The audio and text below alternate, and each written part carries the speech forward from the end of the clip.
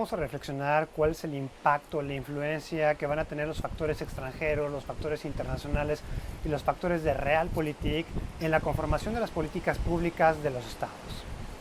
Todos sabemos que la mayoría de los estados, después del Pacto de Westfalia, acordaron que no iba a haber una autoridad supranacional dentro de este mundo y por consecuencia se acabó con el poder que estaba ejerciendo la Iglesia Católica hasta ese momento. A partir de ahí tenemos el punto de quiebre donde los estados se van a erigir como las autoridades máximas dentro de cada uno de sus territorios. Sin embargo, esto llevado un poco al plano romántico, ideal, que muchas veces estamos viendo al día de hoy, que hay movimientos sociales los cuales buscan romper con todos los lazos de globalización y tratar de regresar a esta concepción romántica del Estado como ente más poderoso dentro de un territorio, pues vemos que muchas personas falsamente están creyendo que lo que sería el concepto de soberanía va a venir intrínsecamente relacionado con este concepto de autoridad máxima. Y básicamente ese concepto de autoridad máxima lo podemos ver en la máxima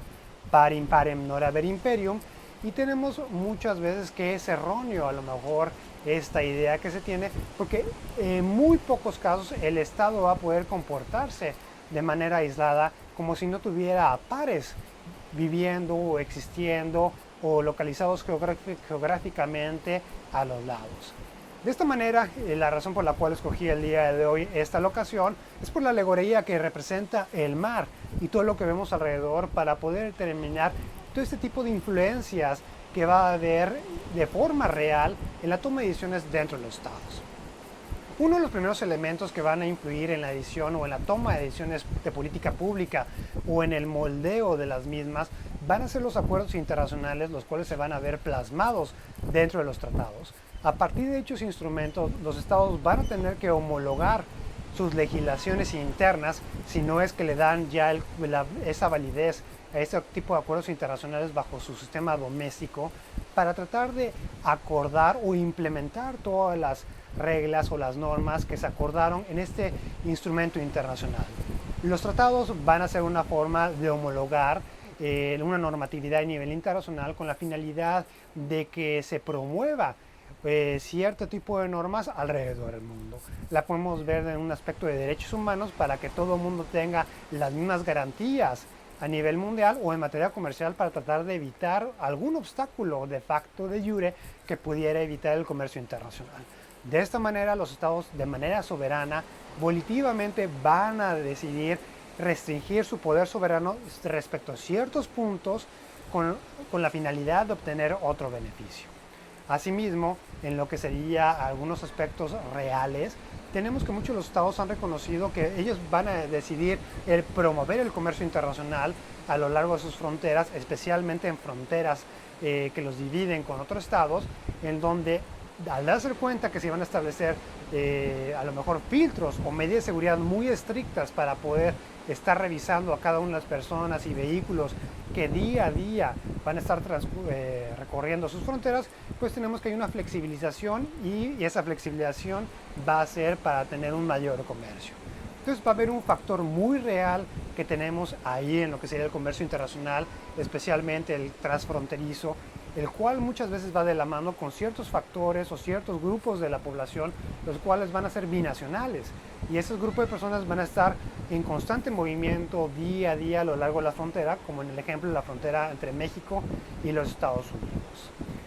De igual forma, lo que serían los impactos o el impacto que puede tener o la influencia de ciertos factores extranjeros, pues lo podemos ver en el día a día, en la realidad entre los países de la región de América del Norte, donde a partir de lo que sería el proceso de integración que se está viviendo o que se echó a andar desde hace ya más de 20 años con la entrada en vigor del Tratado de Libre Comercio para América del Norte, pues tenemos que Canadá, Estados Unidos y México han ido homologando ciertos criterios o promoviendo ciertas políticas públicas con la finalidad de crear y afianzar las cadenas de producción que al día de hoy estamos viendo y por las cuales la región de América del Norte se ha erigido a nivel mundial como una de las regiones más productivas y económicamente más florecientes en todo el mundo. De esta forma también podemos ver como ejemplo lo que sería las políticas públicas de Estados Unidos en materia migratorias, las cuales por obvias razones, van a tener un impacto, una influencia directa dentro de la adopción de políticas públicas en el gobierno de México. Y como muestra, pues hay que recordar lo que ha acontecido durante los últimos meses, donde el gobierno de México ha restringido lo que sería el acceso a migrantes irregulares de Centroamérica, los cuales tenían como la finalidad de llegar a Estados Unidos. Aquí es muy importante reconocer otro principio del derecho internacional bajo el cual los estados tienen la obligación de no permitir que se emplee su territorio para causar un perjuicio a un tercer estado. Este principio lo encontramos codificados en la máxima sicutere tuo ut alienum non laedas, la cual principalmente se ha visto reflejada y adoptada por principios de derecho ambiental. Uno de los casos más ejemplificativos va a ser el caso Trail Smelter Case entre Estados Unidos y Canadá, donde se reconoció en materia de contaminación ambiental, si una fábrica contamina por X, Y o Z el territorio del estado fronterizo, pues va a haber responsabilidad por parte del estado donde está permitiéndose que se construya esta frontera, y va a tener una repercusión y la necesidad de otorgar reparaciones al estado aledaño. Uno de los casos recientes que hemos visto en la dinámica México y Estados Unidos va a ser la contaminación que se hace por el desborde del río Tijuana, donde el gobierno de México y el gobierno de Estados Unidos tuvieron que sentarse a negociar para implementar medidas para la protección del medio ambiente, con la finalidad de que en épocas de lluvias las aguas negras que se encontraban en Tijuana no se desplazaran al sur de California y que impactaran especialmente las playas de Imperial Beach en el condado de San Diego. De esta manera, pues vemos ver que la política pública del Estado pues no va a ser tan autónoma, tan independiente, sino que el Estado forzosamente va a tener que voltear a ver a sus vecinos de al lado para poder determinar qué medidas, qué directrices no van a impactar a y que no van a impactar a lo mejor una violación de las normas de derecho internacional.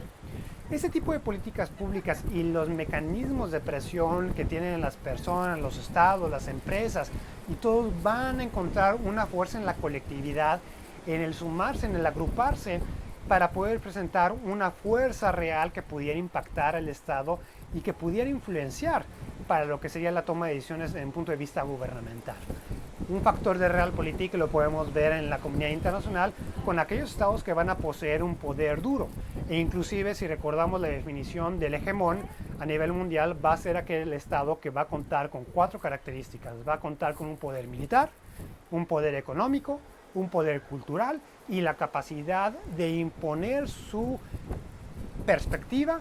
dentro de la comunidad internacional. Ahí podemos ver quién es un hegemón a nivel mundial, y el ejemplo más representativo pues, lo tuvimos después de la Segunda Guerra Mundial con lo que sería la conferencia de Bretton Woods, donde Estados Unidos, aparte de erigir lo que sería o promover la creación de organismos internacionales como el Banco Mundial, como el Fondo Monetario Internacional, en ese entonces el Banco Mundial conocido como el Banco Internacional para la Reconstrucción y Desarrollo, pues tuvimos que Estados Unidos se coloca como consecuencia lógica de que era el país que tenía el 80% de las reservas de oro a nivel mundial y el que básicamente quedó menos afectado por la Segunda Guerra Mundial, pues bueno, se posiciona ya desde un punto de vista económico como el centro de lo que sería el andamiaje global en materia económica. De igual forma con lo que sería el Plan Marshall, posteriormente con lo que se hizo en el Medio Oriente, pues técnicamente Estados Unidos adquiere esta capacidad de líder y la capacidad, con los elementos que hemos ya descrito, de influenciar la adopción de políticas públicas a nivel mundial. En el caso que comentamos en materia de migración, pues obviamente aquí se ve clara la influencia de Estados Unidos, la presión por parte de Estados Unidos para obligar o llevar a que el gobierno de México cambiara esta postura que a inicios de esta administración pues pudo haber generado confusión respecto a los migrantes que empezaron a llegar en grandes caravanas, en el sentido de que iba a ser permitido su paso por el territorio mexicano para que pudieran llegar a Estados Unidos. Entonces la presión que hace Estados Unidos, y que la pudimos ver cuando hubo la amenaza con la imposición de aranceles a todas las mercancías provenientes de México, inicialmente con un 5%, para ir llegando hasta un 25%, pues bueno, ahí el gobierno de México pues obtuvo el incentivo, quizás un poco por la fuerza, en la cual cambió su política pública respecto a la inmigración proveniente de Centroamérica y la adecua a lo que esperaba el gobierno estadounidense. Entonces los factores de Realpolitik se ven ahí, son tangibles. Y de igual forma, otro tipo de fuerzas en las cuales el día de hoy en este mundo moderno podemos ver claramente cristalizadas, va a ser la capacidad que las empresas transnacionales van a tener de influenciar en las políticas públicas de los estados. Aquí es muy importante identificar cómo las empresas ya no van a representar o van a estar identificadas con un solo país, sino que las empresas ya empiezan a responderle a sus socios. Entonces tenemos estos grandes conglomerados a nivel mundial como en materia electrónica, como Facebook, Twitter, Apple, los cuales ya su primera responsabilidad es responderle a sus accionistas. De esta forma vemos que los estados, al verse rebasados por ese tipo de empresas, pues muchas veces empiezan a haber factores reales de presión hacia los estados para que estos dejen o empiecen a realizar o implementar políticas públicas hasta cierto punto. De esta manera, pues si hacemos un recuento de cuál es el primer empleador o el empleador más grande a nivel mundial, pues tenemos que va a ser el Departamento de Defensa del gobierno de Estados Unidos, y en segundo lugar vamos a tener a Walmart. Entonces Walmart es claramente una gran potencia en materia económica, en materia de recursos humanos, y claramente va a ejercer una influencia dura y real respecto a los estados donde se están albergando. De aquí se puede explicar cómo en materia de inversión extranjera, si comparamos el arbitraje o lo que sería la solución de controversia en materia comercial, pues no va a tener los dientes y la capacidad de obligar a los estados como en el caso de la inversión extranjera, donde el inversionista extranjero, al poseer un gran capital en el cual la mayoría de los estados nacionales están ávidos de recibir, pues le otorgan muchísimas ventajas a dicho inversionista para que pueda invertir dentro de sus estados, llegando al punto máximo de considerarse como en algunas situaciones congelada la regulación nacional respecto a ese inversionista al momento en el cual él realiza la inversión. En otras palabras, no se va a modificar el ámbito de regulación a la actividad comercial que está realizando dicho inversionista, porque parte de la condicionante para poder llegar a invertir directamente en dicho estado fue que se congelara en el tiempo la regulación interna. Si ya nos trasladamos a lo que sería al plano de la regulación de las personas, podemos ver dos vertientes. La vertiente delictiva, donde las personas se dan cuenta que en el conglomerado van a tener mayor fortaleza para poder influenciar en las políticas públicas de los estados, y aquí podemos ver claramente la delincuencia organizada, inclusive la delincuencia organizada transnacional, donde muchas veces en este tipo de agrupaciones que llegan a ser muy redituables en materia económica, pues tienen una clara ventaja respecto a las instituciones nacionales, y es ahí donde podemos ver cómo se empiezan a infiltrar poco a poco. En otras ocasiones llegan a financiar campañas políticas a tal grado de que muchas veces logran colocar a sus elementos operativos en puestos claves en distintos gobiernos a nivel internacional y en los distintos niveles que puedan tener a nivel interno. De esta manera tenemos que específicamente en el caso de delincuencia organizada, del narcotráfico, pudimos ver lo que aconteció hace unos días en Culiacán, Sinaloa, donde gracias a la capacidad operativa de terreno que el cártel de Sinaloa demostró frente al Estado mexicano al ser arrestado uno de los hijos del Chapo Guzmán, pues el Estado mexicano tuvo que revirar en la decisión inicial de ir a capturar a esta persona que estaba siendo solicitada bajo una petición de solicitud de detención provisional con fines de extradición bajo el tratado bilateral que Estados Unidos y México tienen signado en la materia, y revira, cambia su posición al ver un escenario donde pudo haber salido muchas personas de lo que sea la población civil, así como el ejército mexicano, lesionados. Entonces aquí pudimos ver cómo el grupo delictivo generó una gran influencia frente al Estado, que tuvo que revirar o cambiar su política inicial. Por el otro lado, podemos ver lo que hemos atestiguado en lo que sería en Chile, en Perú, en Hong Kong, donde la población, realizando un ejercicio de desobediencia civil, pues técnicamente están conformándose como un poder real frente al Estado, en el cual al demostrarle su descontento por la valorización de cierta norma como lo que sería amoral, que técnicamente se ha plasmado lo que no debiera ser el derecho, pues la población se conforma, y realizando este ejercicio de desobediencia civil, pues han obligado a los gobiernos de dichos países a cambiar las políticas públicas que estaban implementándose o a derogar las legislaciones que en su momento fueron las que causaron este descontento social. De esta manera podemos ver que no todo va a ser tan blanco y negro en materia de adopción de políticas públicas. No necesariamente el Estado va a tener una carta libre para poder implementar dichas nuevas directrices o cambiar el rumbo de sus países, sino que hay que tomar distintos elementos que, se quiera o no, van a tener una influencia directa y real en la conformación o en la conducta o en la cristalización de estas políticas públicas que hacen los estados en sus distintos territorios. De esta manera, pues hay que reconocer lo que sería la opinión de uno de los jueces dentro de la decisión o la opinión consultiva que la Corte Internacional de Justicia emitió en el caso de pruebas nucleares, donde hay que reconocer que los estados no van a estar viviendo en un mundo aislado, sino que viven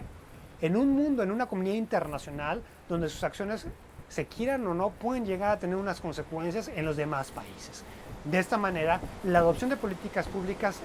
van a seguir la misma lógica. Los estados no van a poder realizar de manera autónoma y libre la adopción de políticas públicas si estas afectan la comunidad internacional, afectan un interés económico de alguna empresa transnacional, afectan a un interés político o geopolítico de cierto estado, o inclusive pudieran llegar a afectar a la población civil que es parte de sus nacionales. Entonces tenemos que hay diferentes factores que los estados tienen que adoptar y tomar en cuenta para la adopción de políticas públicas, y podemos ver cómo existe también la capacidad de los ciudadanos, así como de otros diferentes sujetos, ya sea a nivel doméstico o a nivel internacional, para poder influenciar y modificar esta adopción de políticas públicas. Muchísimas gracias por su atención. No olviden dar like al video, suscribirse, y nos vemos en siguientes cápsulas. Gracias.